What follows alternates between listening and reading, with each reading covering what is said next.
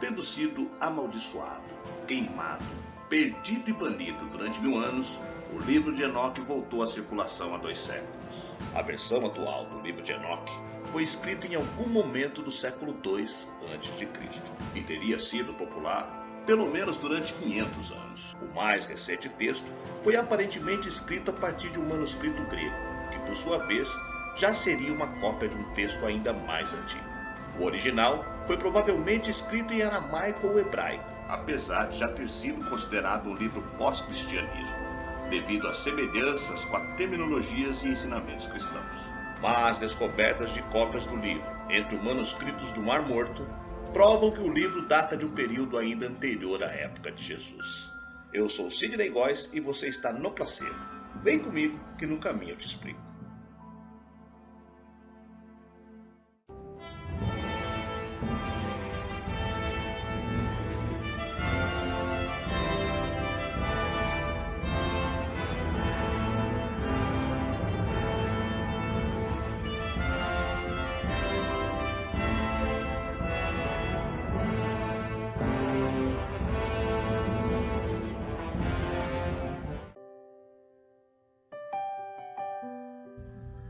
Tudo começa quando Enoque estava deitado e já pegando no sono, e recebe a visita de alguns seres descritos por ele como homens enormes.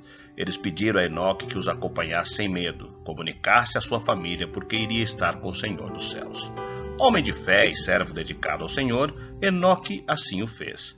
Então, ele foi colocado pelos anjos a bordo das nuvens e se foi.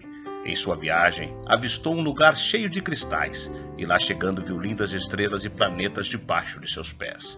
Admirado com o magnífico brilho dos relâmpagos, os ventos aceleraram seu voo levando a outro lugar, e Enoque foi levado a um lugar majestoso, onde viu muitas coisas.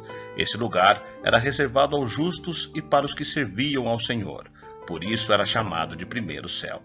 E os ventos o conduziu a um lugar onde viu horrores, medo e escuridão.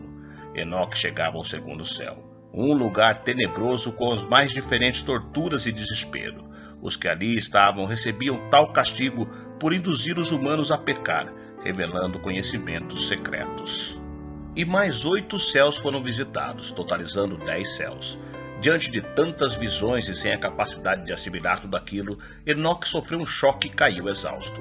Resgatado pelo arcanjo Gabriel, foi alçado e levado à presença do Senhor dos mundos, curvando-se na presença de Deus.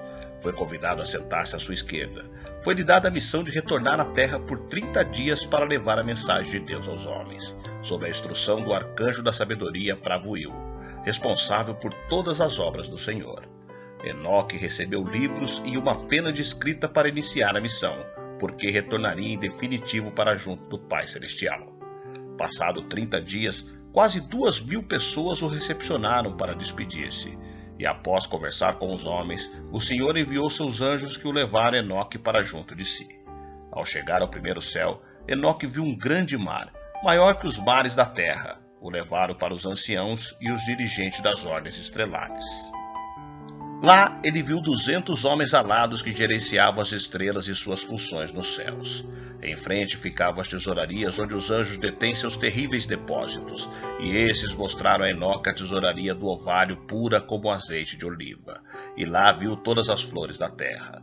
Após ver tudo isso, foi levado ao segundo céu e presenciou o ardor e o terror das trevas mais escuras que as da terra. Neste lugar de horrores, Enoque viu prisioneiros atados vigiados, que aguardavam o grande julgamento. Os homens deste lugar choravam durante todo o tempo, um lugar tenebroso de angústias e dos mais sombrios desejos pela morte.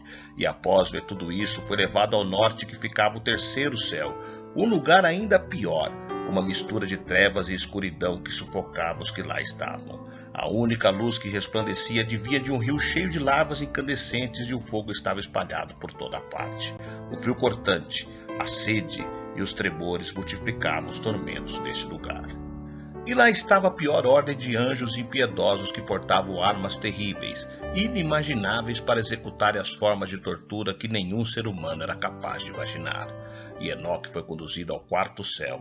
Lá lhe mostraram os sucessivos acontecimentos e sua organização.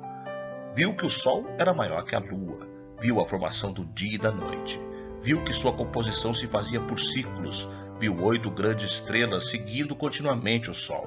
Cada estrela controlava outras 1000 e no total eram 8000.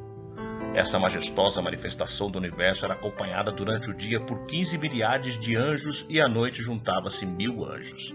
E se voltando para o Sol, Enoque viu que a órbita do astro-rei era seguida por homens alados, e dentro das chamas flamejantes acenderam-se 100 anjos. De lá saíra a fênix Chalkidri, com pés e cauda na forma de leão e cabeça de crocodilo, feitos por Deus, responsáveis por dar calor ao Sol. Esses elementos voadores eram enormes, com uma aparência escarlate, multicoloridos, com 12 asas que emanavam sons assombrosos. E no meio dos céus, Enoque viu soldados armados que serviam ao Senhor. Incessantes eram suas vozes e vários cânticos que assombravam qualquer inteligência de tão magnífico. E os 2 homens o levaram ao 5º céu. Lá haviam incontáveis soldados de aparência humana, e maiores que os gigantes da terra. A expressão melancólica e seu silêncio eram devidos à traição dos votos com Deus quando foram à terra e tomaram as belas mulheres e as engravidaram, dando origem aos gigantes. E após isso, Enoque foi levado ao 6º céu. Lá viu 7 grupos de anjos brilhantes e gloriosos. Os seres eram iguais, gerenciavam o movimento das estrelas, a alteração da lua, a revolução do sol e o bom governo do mundo. Enoque estava diante dos arcanjos, aqueles que estão acima dos anjos. Lá viu os responsáveis pelas estações do ano, pelos rios, pelos mares e pela vegetação. Ao lado viu um anjo anotando todas as almas dos homens e todos os seus feitos. E aqueles 2 homens o levaram ao 7º céu e depois partiram. E lá Enoque viu hostes e grandes arcanjos, ordens e governos, querubins e serafins, diante do trono do Pai Celestial. Com medo por estar sozinho, tremendo, caiu no chão suplicando por misericórdia. Então Deus enviou o arcanjo Gabriel, que o levantou como uma folha caída no chão e lhe mostrou de longe o trono do Senhor. E o poderoso arcanjo conduziu Enoque para junto do Pai Celestial. E pelo caminho viu o 8º céu.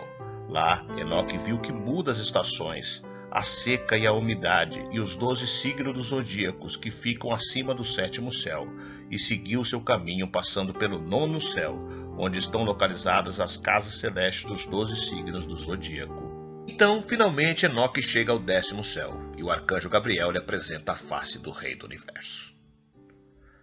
Mas uma raça de homens gigantes atormentavam a terra, levando horror e morte a todos os lugares que passavam. Na mistura das raças angelicais com as dos seres humanos, nasceram criaturas bizarras que comeram tudo à sua volta. E quando a comida acabou, passaram a comer os homens. Esses seres eram chamados de Néfilis. Mas os imbatíveis gigantes passaram a ser assombrados por inexplicáveis e aterrorizantes sonhos proféticos. Com as mãos sujas de sangue, os gigantes não conseguiam interpretar os sonhos, mas sabiam que o seu comportamento violento seria punido mais cedo ou mais tarde. Temerosos pela implacável mão do Criador, e diante dos sonhos de outros Néfilis, os titãs se reuniram para tentar reverter a situação. Na reunião de monstros decidiu-se buscar o profeta Enoque, o único capaz de decifrar as visões e conseguir o perdão divino para os Néfilis. Sabedores de que Enoque não estava na Terra, enviaram o gigante Marwai, filho do anjo Bararaki, para a jornada cósmica atrás de Enoque.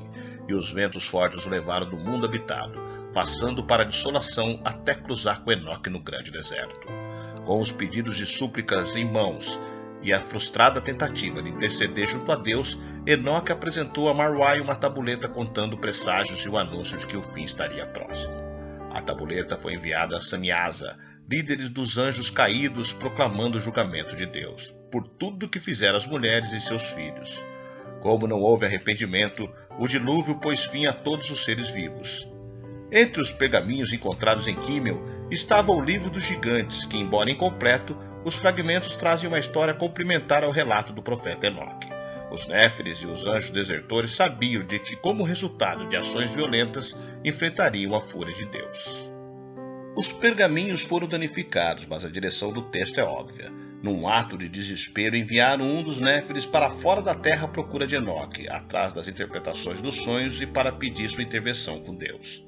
O interessante é que Enoque não entrega a tábua ao Néfili, mas a envia ao chefe dos anjos caídos, Samiasa, o que nos dá a ideia de que o profeta já acompanhava os planos dos anjos caídos ou de que Deus os monitorava.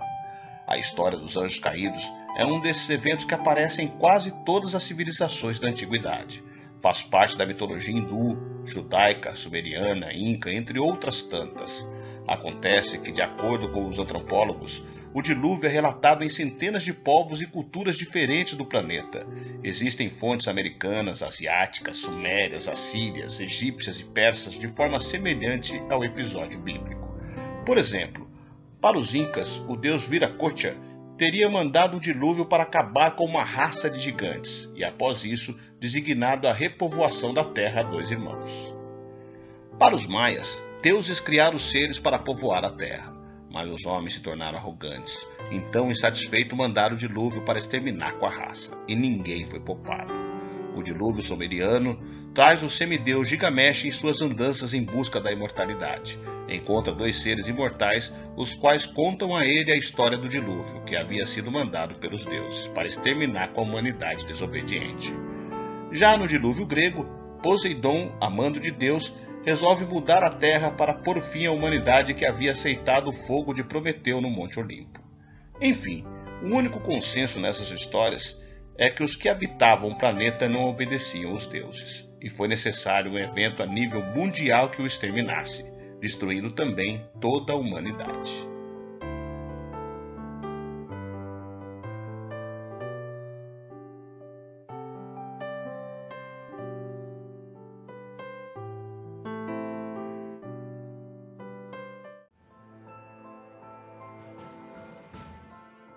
Zacarias Sitchin, pesquisador, especialista da escrita cuneiforme que dedicou toda a sua vida à tradução das tábuas sumerianas, traz mais um elemento interessante. Nas tábuas é descrita a saga de seres alienígenas oriundos de um planeta chamado de Nibiru. Estes seres aqui chegaram em busca de um mineral, possivelmente o ouro. Eles eram chamados de Anunnakis. Exímios geneticistas precisaram criar uma raça de seres que os servissem no trabalho de mineração. E para isso, misturaram seu próprio DNA com o DNA dos símios, que habitavam o planeta nessa época. Assim, os Néfilis, segundo as traduções das tábuas sumerianas, seriam fruto do cruzamento de alguns Anunnakis com as mulheres humanas. De modo que retornamos ao episódio dos anjos caídos do livro de Enoque número 2. Mas diante de tantos elementos, tantas teorias, em qual delas você acredita?